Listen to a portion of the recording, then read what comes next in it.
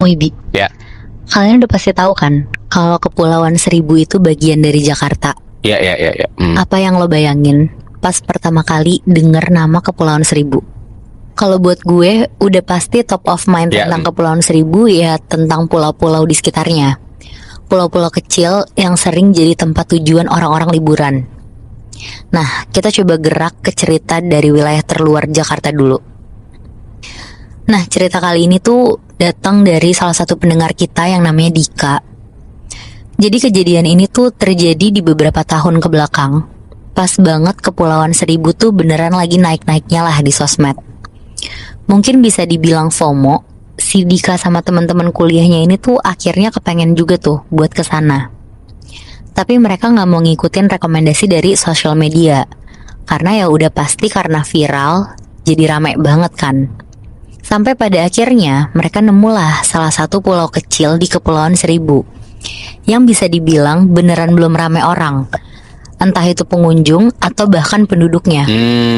Udah tuh, intinya mereka dapat penginapan villa murah di sana. Dan sesampainya mereka di sana, Dika sama teman-temannya ini nggak langsung ke villa, Bi. Mereka tuh milih buat keliling sekaligus main di pesisir pantai dulu. Nah, pas lagi main, tiba-tiba Dika sama teman-temannya nih ngeh kalau ternyata salah satu temen ceweknya, sebut aja namanya Aya, hilang nggak tahu kemana. Dicari-cari, ternyata si Aya ini tuh udah diem, bengong, ngelihat ke arah pepohonan gitu. Pepohonan yang rantingnya tuh pada jatuh berserakan gitu. Di sini pertama kalinya si Dika tuh ngelihat ada kejadian aneh, Bi.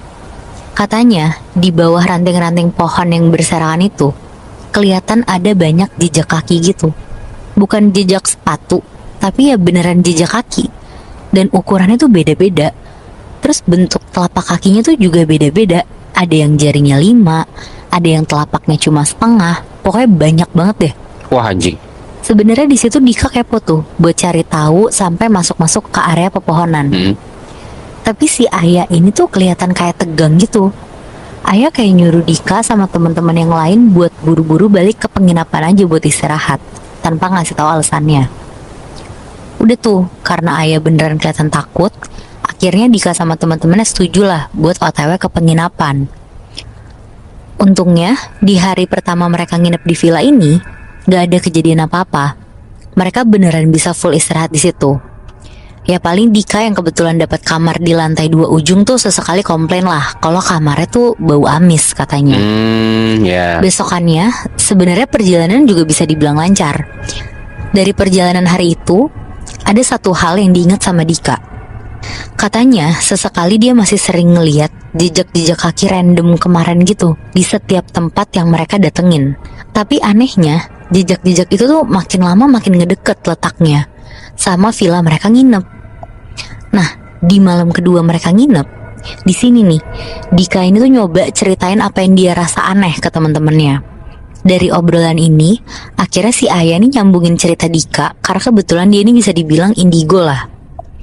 Dan ternyata kata si Aya, dari mulai pertama kali mereka datang ke Kepulauan Seribu, katanya mereka udah langsung disambut sama beberapa penghuni setan yang ada di sini. Ya. Tapi pas ditanya wujud sosoknya kayak gimana sama temen-temennya, si Aya nih nggak bisa jawab, nggak tahu kenapa. Nah gara-gara itu temen-temennya sempat nggak percaya sama si Aya, dibercandain lah di situ, kayak ditantangin buat ngebuktiin lah kalau si Aya nih bener-bener indigo. Tapi Aya di situ beneran diem aja sebenarnya. Dia tuh udah nggak mau banyak jawab. Dia tuh cuma bilang, bisa jadi setan-setan itu tuh udah ngikutin mereka.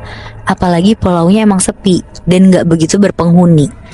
Jadi nggak susah lah buat nyari keberadaan manusia di sekitarnya. Dan tiba-tiba banget tuh ada yang nyeletuk di situ. Terus ngomong, ya udah, apa kita buktiin aja pakai Spirit of the Coin. Ini tuh game buat interaksi sama setan pakai mediumnya tuh koin. Akhirnya di situ mereka mau nyobain tuh. Dan pas dicoba, ternyata nggak ada respon apa-apa, sepi aja gitu. Tapi di tengah-tengah mereka main itu, Dika tuh ngeh banget. Kan mereka pada ngerokok tuh di situ. Kebetulan ada puntung rokok yang lagi ditaruh di atas asbak. Di situ Dika yakin banget tuh Katanya beberapa rokok di atas asbak itu tuh kayak ada yang nyedot cepet gitu, jadi lebih cepet habisnya. Dika di situ langsung ngasih tahu teman-temannya tuh buat ikut ngelihat puntung rokok itu. Dan ternyata bener Bi, yang ngelihat nggak cuma Dika. Terus pas mereka lagi fokus-fokusnya merhatiin asbak, tiba-tiba lampu ruangan tuh mati. Terus beberapa detik berikutnya nyala. Terus mati nyala buat beberapa saat itu. Jujur di momen ini Dika sama teman-temannya tuh yang awalnya nggak begitu percaya sama Aya, malah jadi merinding gitu perasaannya.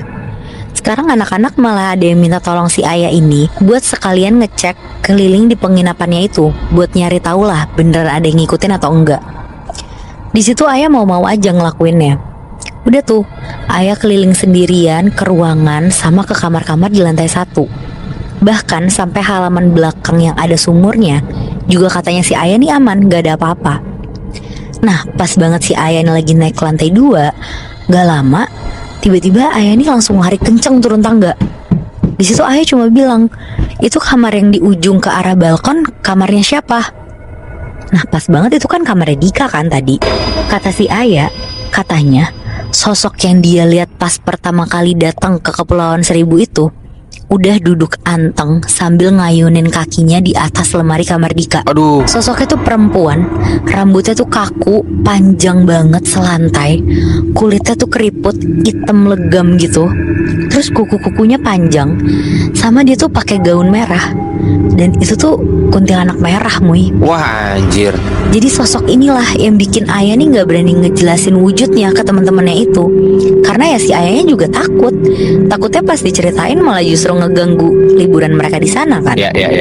Dan katanya kuntilanak merah tuh dipercaya jadi perwujudan orang meninggal dalam keadaan masih punya dendam yang belum kebales gitu. Jadi emang bisa dibilang sosok ini tuh lebih agresif dari kuntilanak biasanya. Gak lama lagi ngomongin itu, tiba-tiba bener aja Bi, dari arah kamar Dika kedengeran keras banget. Ada suara pintu kamar kebanting berkali-kali. Terus dilanjut ada suara ketawa kenceng dan nyaring banget, kayak ketawa khas kuntilanak gitu. Wah anjing. Makin percaya dong mereka kalau udah kayak gini ceritanya. Akhirnya karena mereka sama-sama takut, mereka sepakat lah buat tidur rame-rame di ruang tengah. Gak boleh ada yang sendirian di kamar. Nah tapi di tengah-tengah tidurnya itu Dika tuh kebangun karena dia tuh ngedenger kayak ada suara ketokan dari pintu depan. Dan pas disamperin terus dibuka pintunya, Dika nih inget banget ada sosok ibu-ibu ngetok pintunya minta tolong. Tapi udah sekitar jam 12 sampai 1 dini hari lah. Katanya si ibu ini tuh minta tolong buat bantuin rumahnya kejatuhan pohon. Di situ karena kasihan ya Dika langsung buru-buru lah tuh jalan ngikutin si ibu-ibu ini. Jalan-jalan, ternyata Dika nih gak sadar dia tuh dibawa buat balik ke tempat pertama yang mereka samperin di sana. Tempat dimana Aya ini tuh sempet hilang Muy. Aduh. Dia masuk ke area pepohonan pelan-pelan tengah malam sambil nyingkirin ranting-ranting pohon yang pada jatuh. Sampai akhirnya Dika nih bener-bener deg-degan. Dia cuma bisa diem, bengong dan kaku karena dia tuh nyampe ke rumah si ibu itu yang ternyata cuma berwujud gundukan tanah sama tumpukan batu gitu. Ya itu tuh makam Bi. Makam yang kebetulan emang gak kelihatan karena ketutupan sama ranting-ranting pohon yang jatuh gitu. Tapi pas Dika coba ngeliat sekeliling, si ibu-ibu tadi tuh udah gak ada. Terus kalian tahu gak di mana sosok ibu-ibu tadi? Dia ada persis di atas dahan pohon. Dan pas banget di atas Dika berdiri detik itu. Aduh anjing. Jadi secara sosok dan postur mirip banget sama ibu-ibu tadi. Tapi bedanya kali ini dia tuh pakai gaun merah panjang banget, nutup sampai kaki. Terus rambut kaku, lurusnya tuh gak kalah panjang, bahkan hampir kena muka si Dika saking panjang rambutnya ini. Anjir. Di situ Dika nggak mikir panjang, dia langsung nyadarin diri, terus lari kenceng banget ke arah penginapannya dia. Dan epicnya, katanya pas Dika ngebuka pintu penginapannya, ternyata teman-temannya semua udah kebangun, duduk rapet mepet di tembok, sambil mukanya tuh pada kelihatan ketakutan gitu. Dan pas Dika jalan masuk ke penginapannya ini, Dika baru tahu dia ngelihat sendiri kalau di depan teman-temannya di tengah ruangan si Aya ini udah joget aja gitu kayak penari Jawa. Aduh anjing, serem banget lagi. Merah, terus tiba-tiba dia juga udah pakai kain merah aja di lehernya, nggak tahu dapat dari mana. Di malam itu, anak-anak akhirnya keliling buat nyari semacam orang pinter gitulah buat ngebantuin Aya. Jauh setelah kejadian ini, Dika sempat beberapa kali ketemu Aya buat ngobrol-ngobrol sekaligus kayak ngomongin perihal kejadian kemarin lah di Kepulauan Seribu itu. Dan teori yang mereka berdua yakinin sih mungkin sosok kuntilanak itu tuh dulu warga sekitar penginapan mereka yang kebetulan punya dendam sama si pemilik penginapan. Makanya dia datang buat ngasih teror ke setiap pengunjungnya yang datang, terus diarahin ke makamnya dia buat tukeran tempat tinggal kali ya. Wah gila sih.